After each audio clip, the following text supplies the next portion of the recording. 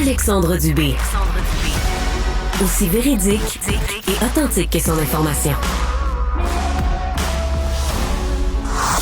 J'ai une question pour vous deux. Benoît Dutrisac. Je suis là pour aider. Qu'est-ce qu'ils veulent, Mario? Mario Dumont. Une réduction de la tâche puis une augmentation de salaire. Ben, c'est cave. C'est des crapus. C'est cave, dire ça. Ils ont tellement tout. Non, ils ont déjà eu plus. La rencontre Dutrisac-Dumont. Fais un petit effort. Est-ce qu'on est en train de reporter l'horizon de l'équilibre budgétaire au Québec? Benoît, Mario, bonjour à vous deux. Bonjour. En tout cas, Mario, il y a un mot qu'on ne prononce pas. C'est le mot en A. Le mot austérité. Ça, c'est à proscrire à la CAQ. C'est un mot banni. Un mot banni. L'index. Oui, c'est bien clair, parce que c'est comme perçu comme le mot qui a coulé les libéraux, fait que la CAQ veut pas arriver là. Sauf que, écoute, c'était prévisible, hein? On a signé des conventions collectives, on a donné cette année 6 % aux heures, parce que, tu sais, on pense aux 17 % sur 5 ans, mais c'est 6 % la première année, il faut que tu sais, des augmentations de salaire, il faut que tu le verses, puis dans ce cas-ci, cette année, il va falloir que tu verses le rétroactif, parce que là, tu signes une convention qui, techniquement, est en cours depuis le 1er avril dernier, là. De la minute que les conventions entrent en vigueur, il faut que tu verses tout le rétroactif, tu verses toute l'année d'un coup. Et donc, ça va être des sommes absolument colossales pour le gouvernement, tout ça dans une année où l'argent rentre pas. Parce que, l'argent rentre pas. L'argent rentre toujours énormément au gouvernement, mais je veux dire, le nouvel argent, t'espères toujours que la croissance économique t'amène plus et plus et plus d'argent. C'est comme ça que ça pense le ministère des Finances. Mais quand l'économie stagne, quand l'économie et la croissance est aux alentours de 0 %, les revenus rentrent au gouvernement, mais pas une croissance des revenus. Donc, c'est ça. On est dans le trou, puis une des conclusions, c'est oubliez ça, tous les nouveaux besoins. Là. Je voyais cette semaine là, la commissaire à la santé, ça prendrait plus d'argent pour le maintien à domicile, puis tout ça. À mon avis, ça va être bien tranquille, les nouveaux investissements. Là. Je veux dire, l'argent disponible, on l'a tout donné. Là. Vraiment? On vient... T'as l'air sceptique, Benoît. C'est parce qu'on avait assez pour donner, 3,7 milliards en cartes cadeaux, juste avant les élections. On s'est offert 30 % d'augmentation aux élus. Quand est-ce qu'on décide qu'on n'a plus d'argent? Devant quelle demande ou devant quelle dynamique on décide, toi j'en ai, toi on va faire des batteries, on va mettre de l'argent, on va mettre 7 milliards, c'est parfait, ça j'en ai. Non, mais tu peux pas compter ça. On met pas 7 milliards dans les batteries, là, on met rien, là. On le met sur des années d'argent d'investissement Québec, tout ça. Dans le budget en cours, c'est zéro, là. Ouais, mais c'est de l'argent pareil qui va sortir. Tu peux pas mettre ça dans la discussion, là. Ça fait pas partie. Le pourcentage de salaire des députés, oui, absolument. Ça en fait partie. Mais ça coûte pas cher, ils sont juste 125. Tu finances des multinationales, tu subventionnes des multinationales, c'est pas la première occasion, là. Et là, tu as des organismes qui disent, moi, j'ai besoin de 3 millions. Tu as 7 millions pour les Kings, mais t'as pas 3 millions pour des organismes qui se lèvent la nuit, le soir, la fin de semaine, les jours fériés pour aider les gens qui ont des déficiences intellectuelles. Il y en a une 140aine à peu près. Comme l'organisme L'Arche qui demande à Lionel Carman de se lever les pattes, de les aider. On les paye 80 $ par jour. Ailleurs au Canada, c'est 200. Là, on n'a pas d'argent. On n'a même pas le temps de répondre à ces demandes-là. Quand est-ce qu'on décide qu'on n'a pas d'argent, qu'on n'a plus d'argent? Devant qui? Devant celui qui n'a pas assez de contact au cabinet ou qui n'a pas le 100 $ pour rencontrer le ministre? Comment ça marche? Ouais, mais ça pose quand même la question pour la suite des choses, parce que, Mario, si on pèle constamment par en avant le retour à l'équilibre budgétaire, il y a toute la question du fonds des générations aussi. Jusqu'à quel point, là, on peut, Ouais. Non, mais c'est pas compliqué, là, je veux dire... la rumeur qui circule, c'est qu'au fait, là, quand on est venu pour régler la négociation, là, celui qui voulait pas, c'est Éric Girard, là, qui disait, vous êtes en train de... L'augmentation de plus pour signer de Noël puis le jour de l'an, il semble qu'Éric Girard disait, là, ça n'a plus de bon sens. Là. On donne de l'argent qu'on n'a pas, on verse des sommes qu'on n'a jamais prévues, jamais planifiées dans aucun de nos scénarios. Et là, on veut acheter la paix, on veut absolument fermer ces négociations-là avant la fin de l'année 2023 pour des raisons politiques, là, parce qu'on veut éclairer le paysage politique. Mais il semble que c'est Éric Girard qui disait, finalement, le premier ministre a tranché, puis il a cédé, là. Puis, on peut voir ça du côté, on s'en est déjà parlé, on peut voir ça du côté positif. Là. On a réglé le problème, on avait des employés de l'État qui étaient peut-être insuffisamment payés pour les garder, on en perdait, etc. On a peut-être réglé ce problème-là. mais à très, très, très grand coût. Et là, c'est comme un peu tout l'équilibre de nos finances publiques qu'il va falloir revoir à la lumière de la nouvelle réalité. Mais Mario, c'est pas fait encore avec les profs. Hein? Vous avez certainement vu ça, les gars, Ben les oui, derniers votes de grève là, Ouais. à Québec, puis un autre syndicat de l'enseignement des seigneuries. 2 refus, si bien que là, Benoît, quand on regarde le score, c'est 4-4.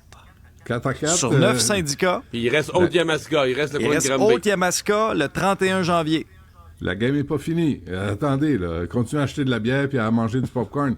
Mais moi, j'ai hâte que ça se règle parce que j'ai hâte de voir la différence que ça va amener dans les écoles et dans les hôpitaux et dans les services publics. Ce 11 milliards de plus par année. Parce que là, je veux bien là, qu'on en ait donné, qu'on ait accepté des demandes. Nous, en retour, on va avoir quoi? Nous, ceux qui payons. Les enfants vont avoir quoi en retour? Est-ce qu'il y aura plus de services? Est-ce qu'il y aura plus de monde dans les classes?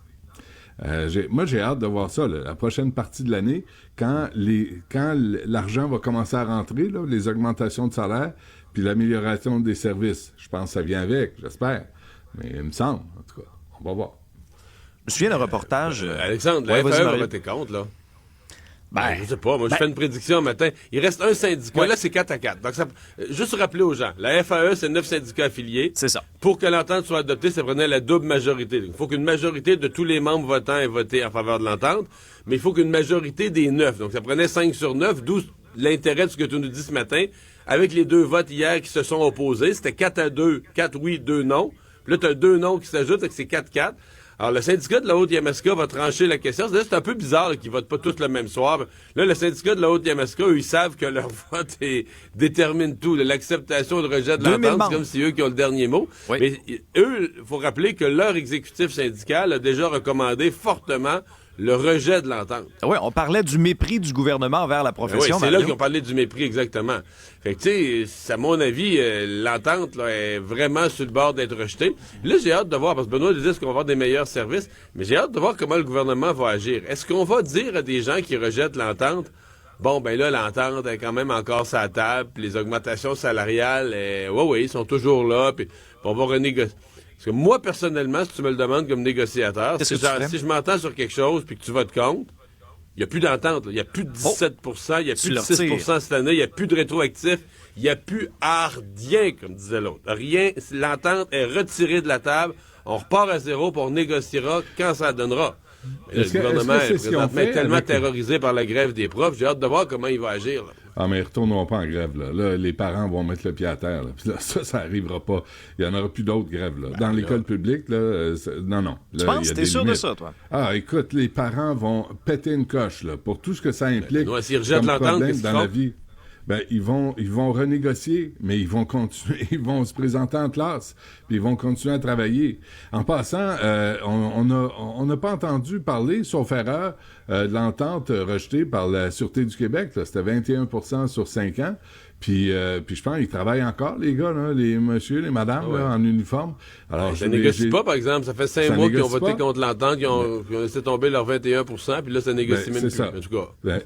C'est comme là, je t'en donne, t'en veux pas, ben écoute, prends un numéro, mets-toi en ligne, puis retourne au bout de la file, parce que Un bon résumé. j'ai autre chose à gérer, man. Là. Tu sais, on s'est entendu, je t'offre quelque chose, puis là, tu le présentes, puis tes membres en veulent pas, mais toi, tu me dis oui, puis toi, t'es censé les représenter, puis t'arrives à la table, puis là, finalement, ça marche pas, j'ai pris tout ce temps-là pour régler ça, puis ça... Non, excuse-moi, retourne en arrière. Ça va être pareil avec les profs, les infirmières. S'ils veulent pas de l'entente, on va recommencer, mais vous allez vous présenter en classe, puis c'est pas vrai que les enfants vont manquer encore de l'école. Ce n'est pas vrai. Mais sur la procédure, là, moi, je reste, je vais vous avouer, là, avec une drôle de saveur en bouche. Là. Pourquoi les... Là, la Haute-Yamaska, ils vont voter, là, ils savent les votes, Ouais. ils savent ce que tous les autres ont voté. Comment tu sais qu'ils n'ont pas un processus de vote Ils un peu attendent- plus moderne? Surtout qu'ils ils votent attendent tous des en bouteilles ligne. De de toute vin. façon, c'est tout un vote électronique. Pourquoi ils n'ont pas dit, mettons, on vote telle date, tout le monde, qu'on ne sait pas, qu'on soit à Montréal, à Québec, à Granby, on ne sait pas ce que les autres ont voté. Mettons, entre telle heure et telle heure, tout le monde vote, puis après ça, tu sors le résultat global pour l'ensemble. Ça fait... Puis, Non, puis il là, attend- je parle même pas il du fait qu'ils ont voté la nuit. La plupart durée ont des voté à 1h assemblées. du matin, Ouais, 2h ouais. du matin, après avoir Puis à écœuré leurs 32 membres dans des assemblées À de 7, 8, 9 heures. à 32 de taux de participation, à 40 à des fois à 66 le taux de participation baisse Ouais. parce que le monde tombe endormi, le monde va se coucher, ils les font voter à 2 heures du matin. Moi, je comprends ceux qui participent pas. Je les ai blâmés. Je m'excuse, je les ai blâmés au début en disant, le taux de participation est bien bas. Puis quand j'ai compris la tenue des assemblées, puis qu'ils écœuraient une assemblée de 8 heures, ils faisaient voter la nuit. Tu comprends? T'enseignes le lendemain matin, il faut que tu te lèves à 6 heures du matin, là. Tu vas te coucher, là. C'est épouvantable, ces assemblées-là. À Québec, là, sur les 9000 enseignants des centres de services scolaires, au moment du vote, il y en a 3700 qui étaient présents sur les 9000. Ouais. Moi, être au gouvernement, là, j'enverrais des bouteilles de vin au syndicat de la Haute-Yamaska. J'enverrais des beaux messages. Je leur dirais, on peut s'entendre à part. On peut offrir des affaires. On peut construire des nouvelles écoles dans votre région. Il me semble. Tu mets un petit bonus là, pour appuyer, mettre ton doigt dans la balance là, pour être sûr qu'elle penche de ton banc. Bon, je me rappelle d'un reportage de notre collègue Elisabeth Laplante à TVA qui nous avait montré un peu la réalité vécue dans les différentes stations de métro à Montréal, de la violence, beaucoup de toxicomanie, de personnes itinérantes en détresse, problèmes de santé mentale. Là, Mario, la STM qui a annoncé là, une espèce de brigade, là, on veut renforcer la sécurité des usagers. Est-ce qu'on verra vraiment des résultats? Mais là, c'est pas mettre plus de constables spéciaux. Non. Non, c'est des ambassadeurs de sûreté. C'est comme si on identifie le besoin, les gens se sentent pas en sécurité, puis plutôt de mettre plus de constables spéciaux, on invente une nouvelle affaire, des ambassadeurs, fait que des gens qui vont... Ils font des cocktails. Les ils vont ambassadeurs, aller jaser avec l'envie? les gens, puis ils vont leur dire « Sois gentil », puis c'est pas beau, là, prendre de la drogue, puis être tout perdu dans le métro, puis crier, ça fait peur aux gens, c'est pas gentil faire ça. Qu'est-ce que ça fait, les ambassadeurs, là? Ça reçoit du monde, ça fait des cocktails, ça jase un petit peu, ça fait du schmoozing. Ça va être ça. Hey, c'est à 22 piastres de l'heure, là. Je vous pose la question, vous deux, là. Allez-vous vous mettre entre la lame de couteau puis un autre usager? Je pense pas, non. À 22 piastres de l'heure, tu vas-tu intervenir auprès des gangs qui terrorisent quelqu'un dans un wagon? À 22 piastres de l'heure, là, tu vas-tu te battre avec... Non. Ce que tu fais, puis ce qu'ils doivent faire, c'est d'appeler la police. Parce que personne n'a un cellulaire aujourd'hui, là. Il n'y a plus personne, tu sais, il y a personne qui peut communiquer en dehors d'un wagon. Là, tu payes des gens pour se promener, puis aider. Quand tu vas acheter c'est pas simple, là, acheter une passe, là, pour le métro. Fait que les autres vont t'aider. Puis en même temps, si t'en as un qui fait du karaté puis qui a le goût de se défouler, là, faudrait t'interviennes aussi. M. Caldwell, vraiment, là, il amène le métro de Montréal à son plus bas niveau. Puis je pense pas... Tu sais, on l'utilise pas. Moi, je l'utilise plus, le métro, là. Puis moi, je le prends. Fun. Tu le prends encore? Des fois, oui. Ah oui? Mais je veux dire, c'est des coups, c'est sûr, ça fait dur. Ben moi, en plus, je le prends dans le coin de TVA, je le prends dans le quartier... C'est quasiment jamais que tu le prends, puis qu'il n'y a pas, des gens là, qui... Quand tu mets ton gilet pare-balles en sortant de TVA... C'est pour aller prendre le métro. C'est ça. Non, mais c'est même pas tant de la violence. C'est du monde perdu. C'est du monde qui se parle. Mais c'est parce que, tu sais, quand t'es un... Tu sais, c'est pas... je promets pas qu'un gilet pare-balles, mais il reste que quand t'es un gars de 6 pieds, puis qu'il y a du monde un peu perdu qui parle, si j'étais une dame de 80 ans, puis de 5 pieds 1, avec le dos courbé, puis sa sacoche, puis tout ça, c'est sûr que j'haïrais ça vraiment, là. Pour vrai, là... Je prendrais pas ça, la vérité. Je n'irais pas là, tu sais, je me dirais, c'était dur du monde qui flâne, puis souvent, t'as l'impression qu'ils sont dopés, là. Ils sont pas tous là, tu sais pas trop ce qui se passe, eux, ils le savent pas trop, ils prennent pas le métro. C'est qu'ils vont faire les enfants. Le métro est aussi le reflet de ce qui est en train de devenir Montréal et certains de ses quartiers aussi, là, de la déchéance. Le jeune en fauteuil roulant, là, qui s'était fait écœurer, s'était fait bardasser, s'était fait voler dans un ascenseur, ça, c'est notre puissant métro de Montréal. Pas sûr que ça soit amélioré. Ça s'est amélioré sur le coup, je me souviens, on l'avait rappelé, puis elle dit non, là, c'est propre, tu sais, ils ont arrêté de faire pipi et caca dans l'ascenseur. Déjà, c'était un pas vers la bonne destination. Pas sûr que 6 mois plus tard, ça soit encore si beau dans le métro, là, et que ça soit encore si sécuritaire pour les gens qui vivent avec un handicap quand ils prennent l'ascenseur. Pas sûr, là. Mais il va y avoir des ambassadeurs là, pour les accueillir avec une petite bouchée puis un petit cocktail. Benoît, je te pose une question rhétorique comme ça. Ouais, si tu veux devenir chef de quelque chose ou président de quelque chose ou à la tête de quelque chose, as-tu ta carte de membre habituellement? Non. Non. Pas besoin. Non, Pas besoin de non. ça. Non, tu regardes tes ambitions, puis après, tu t'impliques. Ah, OK, c'est Non, ça mais la logique. En même temps, tu peux pas dire que Denis Coderre, c'est pas un vrai libéral, tu sais. Ben, c'est ça. Ça cramouille, tu sais, tu peux pas te tromper. C'est pas un conservateur et c'est pas un bloquiste, ça, je vous le garantis. Fait que, tu sais, c'est un détail, là, mais Denis, il veut être le chef du Parti libéral du Québec. Ça fait 14 ans qu'il n'a pas sa carte de membre. On peut comprendre. Il a fait autre chose. Il était maire de Montréal, tu sais, puis il était membre d'Evenco, surtout, là, tu sais, pour organiser des événements et pour réaménager l'île Notre-Dame, là, en faveur d'Evenco, nos amis. Mais là, il a décidé, là, on lui a dit, écoute, si tu veux être chef du Parti libéral, si tu veux être être membre des Hells, tu sais quoi faire, tu sais. Fait que si tu veux être membre du Parti libéral, je fais pas de lien direct. Faut au moins que tu sois membre. Mais disons que le rire, j'ai vu le rire de Marois Risky, là. C'est pas agréable, hein, comme accueil. C'est un rire bien senti, hein? Oh my God, c'est un peu insultant, même. Mais Oui. sur la carte de membre, là, tu sais, moi, quand j'apprends que depuis plus d'une décennie, Denis Coderre est pas membre du Parti libéral, puis quand on sait comment il est rouge vif, le libéral, sur toutes les scènes politiques du monde, il est libéral. Est-ce que c'est quelque chose qui nous parle de Denis Coderre? Ou c'est quelque chose qui nous parle de la qualité du système de renouvellement des membres? Tu vois, le Parti libéral, il me semble s'il y avait un bon système de renouvellement de ses cartes de membres, puis d'offre des cartes de membres, puis de facilité à devenir membre, il y en aurait peut-être plus. Parce Mais que il est au si fédéral. Denis Coderre n'avait pas sa carte de membre en règle, peut-être qu'il y a plein d'autres gens qui sont libéraux, là, tatoués, bien solides, puis qui n'ont pas leur carte, ils perdent des 10 piastres par année, là, probablement, sur le terrain de gens qui... Tu sais, si quelqu'un leur offrait ou si la carte de membre était un peu plus dynamique dans son processus de renouvellement, et j'ai l'impression, en tout cas, quand j'ai pogné une nouvelle, je me suis dit, d'après moi, les libéraux, ils perdent des membres, ils devraient revoir leur processus, parce que je pense pas que si quelqu'un l'offrait à Denis Coderre ou si je pense pas qu'il aurait dit non, là. Ce gars-là est libéral, là. Tu sais, personne ne met en doute aujourd'hui qu'il serait un vrai libéral, là. Mais c'est un libéral fédéral. Tu sais, Oui. c'était pas, il n'y a pas de la gang. Mais là, j'imagine Philippe Couillard doit regarder ça, là, puis il dit, attendez, là, on recommence à parler d'austérité à la CAQ, là, on cherche un chef, puis il a l'air à s'ennuyer, là, dans son bled lointain. La presse avait fait une infopub extraordinaire, là, avec Philippe Couillard. Il me semble qu'il pourrait revenir en politique. M. Couillard, là, c'est le retour, de toute façon, tout le monde essaye de revenir en arrière. Sauf que Benoît, avec l'inflation qu'on a eue, l'épicerie à 50 piastres, 75 pièces. 75 piastres. L'épicerie à 75 piastres, c'est encore plus périlleux que c'était, là. Faites vos calculs, M. Couillard, puis vous reviendrez nous voir. Faudrait qu'il mange bien des légumineuses. Ouais. Benoît, une autre histoire, en tout cas, là, c'est des allégations qui éclaboussent là, un autre cardinal. Là, c'est le cardinal Gérald Cyprien Lacroix à Québec, là, qui est empêtré dans une histoire d'agression sexuelle. Des allégations, hein? Oui, Faut le c'est des répéter. allégations. Ce sont des allégations.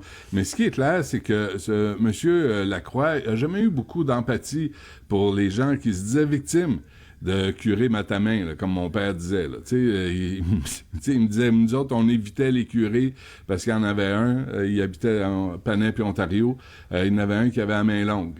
Fait que, c'est pas nouveau, cette histoire-là. Le célibat, de toute évidence, ça, c'était avant qu'il devienne prêtre, d'ailleurs, là, 97. Fait que, comment tu veux vérifier, là? C'est la parole d'un contre la parole de l'autre. Ça n'aura pas de suivi, cette affaire-là. C'est impossible.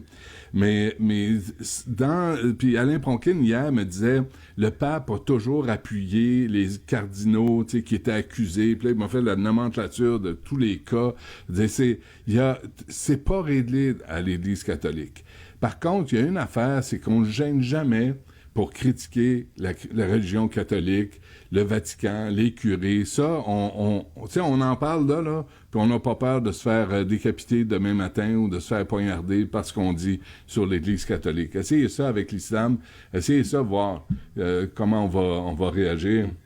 Et d'ailleurs, je sais pas si vous avez vu la vidéo, je n'ai pas parlé parce que j'ai pas vu où ça s'est produit, mais au Québec, il y a une vidéo qui circule, il y a un type qui arrive dans une église pendant une messe, puis il sort son tapis, il demande au curé, est-ce que je peux prier? Je trouve pas de mosquée. Puis là, il s'installe à terre, vers la Mecque, puis il prie en pleine messe. Le curé fait, OK, c'est correct. Puis le gars, il se relève avec le sourire, puis il s'en va. Là, il y a quelque chose de baveux, d'arrogant, d'inutile, de provocateur dans cette vidéo-là. Je sais pas si c'est une vraie vidéo, je sais pas si c'est une... Tu sais, mais c'est vraiment troublant, là. Tu sais, parce qu'il y a au moins le respect de chaque religion. Puis je nous vois pas, nous autres, aller prier à Noël dans une mosquée pour écœurer tout le monde. Tu sais, fait que... On sait c'est quoi la religion, là, puis on sait ce que ça entraîne. Mais monsieur Lacroix, il n'y aura pas de suivi, là, parce que c'est une allégation qui remonte à 1997. Oui, mais l'allégation, là, quand même, effectivement, il n'y a rien de prouvé, puis il y a certainement la présomption d'innocence qui existe, mais l'allégation est... Comment je dirais ça? Elle a quand même un fondement et une logique, parce que tu as une dame qui raconte les événements, puis là, qui raconte que... on n'en a jamais parlé, mais tu sais, des fois, on se dit pourquoi si longtemps. Elle, là, c'est chirurgical et précis, là, pourquoi. Elle dit que sa mère était une femme très religieuse et que sa mère ne se serait jamais remis, là, d'une dénonciation comme ça, d'une chose comme celle-là. Puis tu dis, ouais, OK, bon, elle l'a fait pour sa mère. Là. Ouais. Parce que quand sa mère est décédée, elle a laissé passer le jour des funérailles et le lendemain des funérailles, elle a contacté le bureau de maître, c'est quoi son nom? C'est maître Alain Arsenault. Ouais, Arsenault, donc le lendemain, elle a contacté le bureau de maître Arsenault pour se joindre là, à l'action collective. Fait que tu dis, oups, tu sais, ça reste une allégation, mais c'est quand même... C'est-à-dire que ça serait beaucoup de choses à inventer, là. Ça serait toute une séquence, toute une patente à inventer quand même s'il n'y avait rien de vrai, là. Ouais, et surtout, tu sais, les commentaires par la suite là, de gens qui parlent de Lacroix, là, Gérald Cyprien Lacroix, comme quoi il n'y a jamais eu d'empathie. Il y a une femme qui se disait victime d'un curé, puis jamais il a même voulu la rencontrer. Là, tu te dis, bon, il y a comme un profil déplaisant, mais il n'est pas le premier puis il n'est pas le seul. Mais 1987, là, ça remonte loin. Encore faut-il le prouver. C'est ça le problème. Mais rappelons une chose, il n'y a jamais un cas avec un diocèse ou une communauté religieuse, parce que c'est séparé, hein, les diocèses et les communautés religieuses de frères. Il n'y en a jamais un qui s'est réglé en cours. Tous, à ma connaissance, se sont réglés hors cours. Donc, par des arrangements, en fait, on a sorti l'argent, on a réglé hors cours. Excusez-moi, mais ça risque d'être pareil à Québec. Là. Pour ce qui est du diocèse de Québec, quand on additionne les victimes potentielles, on parle d'à peu près 66 millions. Ouais, mais c'est 147 victimes, 90 agresseurs, dont plusieurs sont décédés, là. Parce que c'est une longue période. Je pense que c'est des années 40 jusqu'à aujourd'hui. Oui, t'as raison, effectivement. Conseil du jour, prudence aussi sur les trottoirs avec le verglas, messieurs, puis attendez pas trop les croque-glaces. J'ai l'impression qu'on les verra pas aujourd'hui non plus. À 20 km/h, je vais partir tout de suite en croque-glace pour aller à Cuba. Hier, Alexandre, à LCN, là, le porte-parole de la ville a expliqué, c'est quoi les conditions pour utiliser les croque-glaces. Oui. Ça prend une bonne épaisseur de glace, ça prend une bonne largeur pour circuler. Il donnait faut que ce soit bien planche. Et moi, j'ai trouvé, il n'y a rien qu'une place qui peut aller, c'est sa patinoire du Centre Bell. À peu près, oui. Pour défaire la glace quand il y a des spectacles. Il disait toutes les conditions que ça prend pour que le croque-glace, de largeur, de bien égal, bien beau, belle épaisseur. Je me dis, il y a juste la patinoire du Centre Bell à Montréal où ils peuvent sortir. Alexandre me disait ça hier à l'émission, là, tu te dis, pourquoi ils ont acheté ça? En sachant, 300 000, on en a 14. Ils ont ouvert le manuel d'instruction une fois qu'ils ont reçu le paquet. Puis là, ils ont dit, on l'utilisera pas bien, ça coûte cher pour pas grand-chose. Il aurait peut-être pu en acheter un pour commencer, là, puis à la lumière de l'efficacité, faire la plus grosse commande après. Non, mais ça avait l'air, c'était révolutionnaire, là, selon la mairesse Plante en 2018, quand elle nous a annoncé ça. Mario, Benoît, merci à vous deux. Salut.